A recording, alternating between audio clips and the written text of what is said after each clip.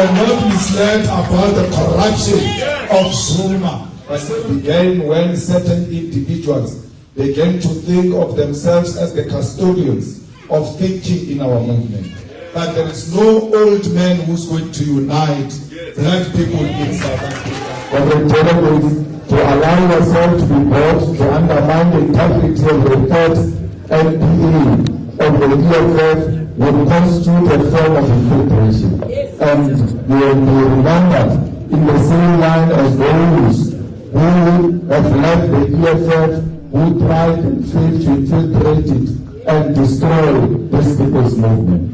The EFF has most recently experienced dangerous levels of infiltration, because this infiltration has been perpetuated by founders of this movement, who were converted into sleeper agents and double agents who sat amongst us but reported elsewhere.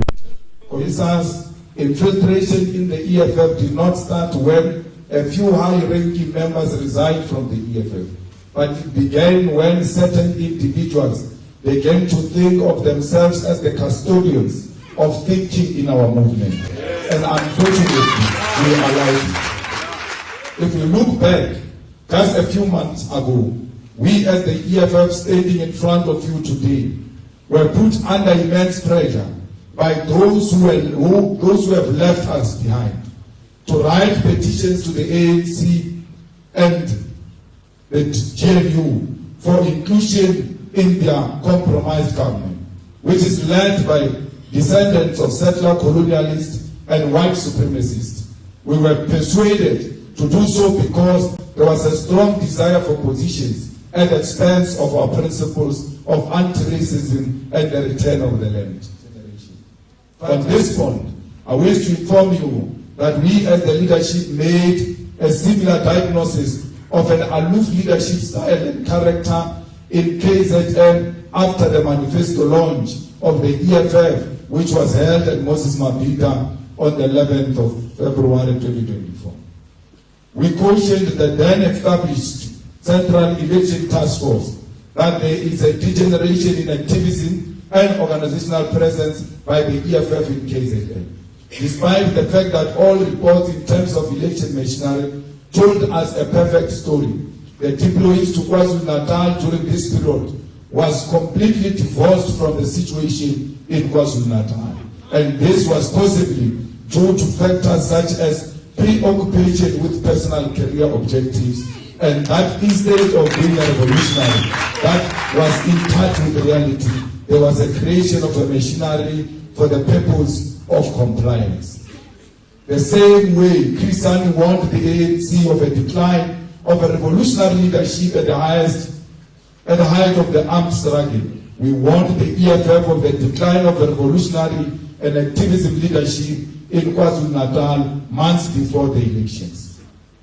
As an intervention, we even went as far as carefully framing the removal of the head of this organizational DK from KwaZulu-Natal and saying that he will be supported by Secretary General while redeploying him to the Eastern Cape, where organizational work had already been consolidated. These are the length we went to protect the dignity of someone who goes around today claiming that he was ill-treated in the EFF. This is what we did for someone who today calls us gangsters. The orchestrated organizational decay in KZN before election constitutes a clear example of infiltration. We are even being kind by saying that the person who was deployed to KZN for election was divorced from reality in KZN.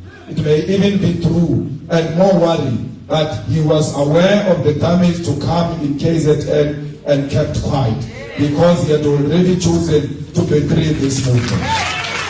Fighters to lobby aggressively for a leftist, anti-capitalist, anti-racist and socialist movement to go govern with our oppressor over the lives of the landless African people is infiltration.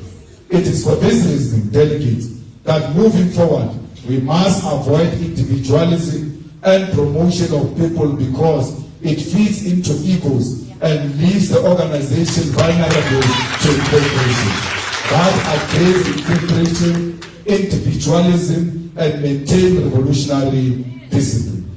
Your primary responsibility is that you must maintain the discipline of the movement. Delegates, we take this opportunity to remind you that the following will constitute wrongful lobbying practices. And if you are found to have practiced these things, you are likely to lose your status of a delegate going into the NPA. Raising and using funds and other resources to campaign for elections. Distributing money to EFF members and structures as part of campaigning for leadership elections. Production of t-shirts, posters, and other paraphernalia to promote particular list of candidates. Promising positions or other incentives or threatening to withhold such as a means of gaining support. Using the media to promote a particular list of candidates and to spread malicious rumors, falsehoods, or allegations against those with whom you disagree. Leaking confidential information to the media, secret interaction with journalists with the intention to get them to write stories on internal organizational issues or communicating internal decisions or processes to the media without due authorization. Negative campaigning, which relates to the attacks on the integrity of other comrades, both within the structures of the movement and in other forums. Suppressing honest and legitimate debate about the caliber of candidates in formal meetings of the movement. Allowing structures or individuals to condone violation of the constitutional provisions and or regulations and or failing to report such violation when they occur. Using the offices, resources, and staff of the EFF or any state institution or company as a machinery to promote a particular list of candidates. Using violence, intimidation, and threats to coerce or force those who hold a different view. Setting up structures outside the organization to promote or lobby for a particular candidate. Convening meetings to discuss leadership issues under the false pretext that they are organized constitutional structures. Production and distribution of documents and pamphlets not approved by the structures of the organization will not be allowed. The use of social media to discredit the organization and other members, such as Facebook, WhatsApp groups, or Twitter, will not be allowed. EFF members nominated for leadership positions in the CCT must actively, vehemently discourage anyone from using their names to campaign for leadership position. Anyone who says, if you don't vote for so and so, we are going to disrupt that NPA, whoever they are speaking about must denounce those people. Because if you don't denounce them, it means you are approving of their wrong behavior and you shall be disqualified as a candidate. No EFF from CCT or PCT is permitted to create the perception that their lobbying is a decision of the upper structure. No one must come and say this list belongs to the democratic centralism. Now there is no time for democratic centralism. It's time for branches to speak on their own without being intimidated.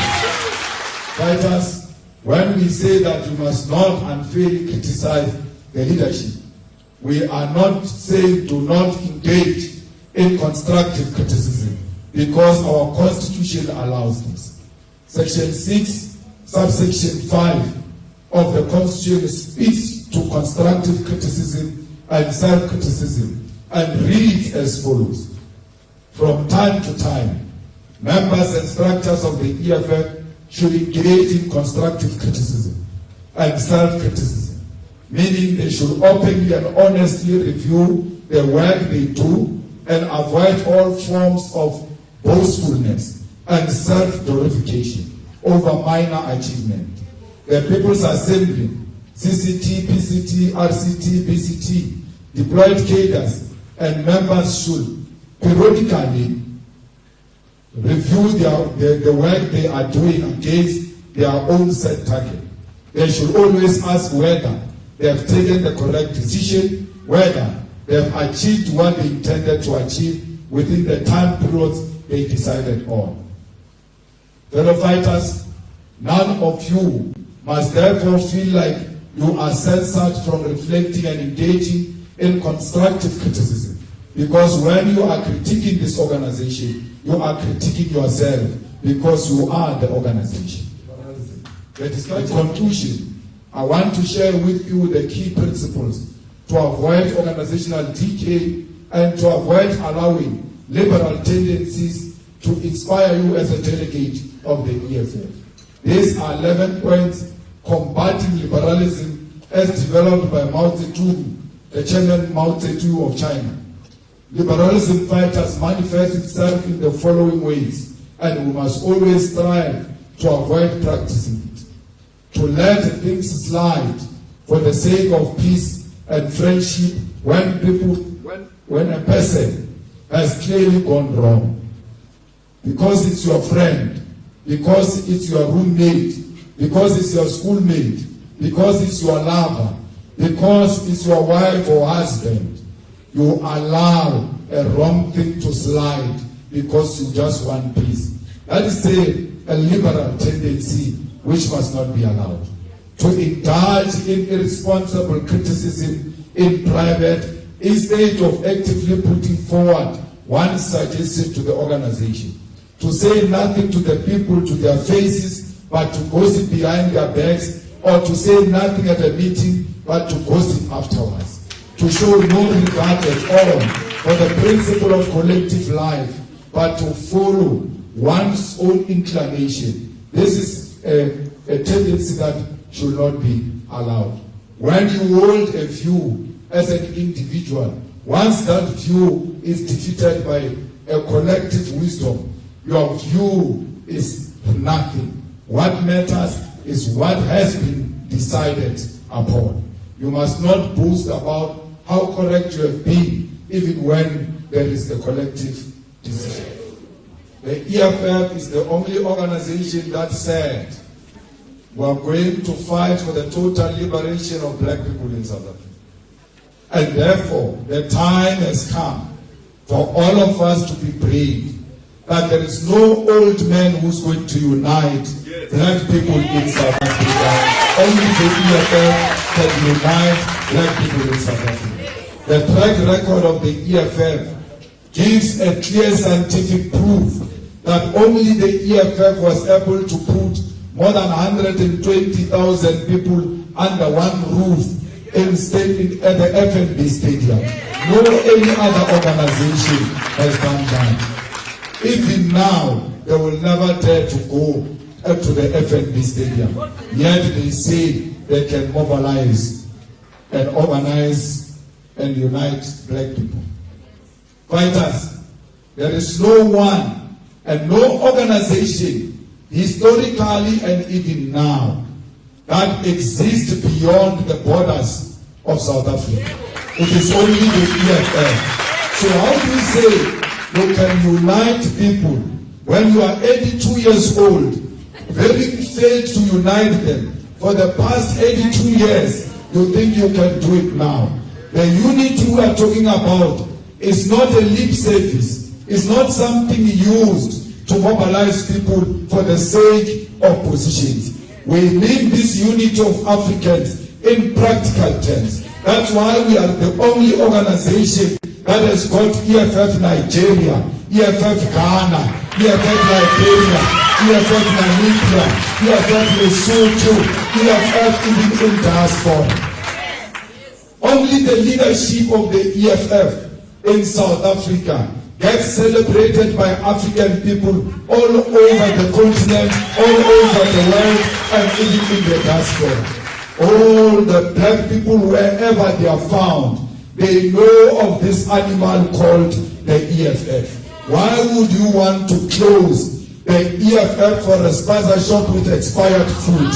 We cannot allow a situation where this movement, with such a huge infrastructure, with an office owned by this organization, with farms belonging to this organization, with members belonging to this organization, with houses built for ordinary people by this organization, with students who were taken to school by this organization. We woke up one morning and said to all those children, the organization you committed that when you grow up, you are going to vote for it is no more. We would have sold the future generation. We are not going to sell the future generation for the dreams of an 82-year-old man who is corrupt to the core, who has found his own food for his own family. Comrades, we are going to fight corruption during Zuma, even after Zuma. Zuma is corrupt. We were not misled about the corruption of Zuma. Cyril Ramaphosa is corrupt. We were not misled about the corruption of Cyril Ramaphosa. And we don't just talk about fighting corruption. We will be on the streets on Tuesday going to fight Parapana in the national court because we don't pay and lip. Where are they?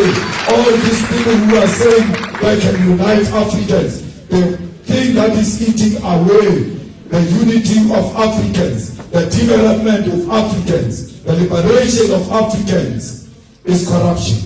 You stop corruption, you open doors for service delivery. That's why we are fighting corruption, because we know the defeat of corruption will mean free education and free health care and quality houses for our people. Amanda! The most important person in the world is the storyteller. The storyteller sets the vision, values, and agenda of an entire generation to come. Steve Jobs.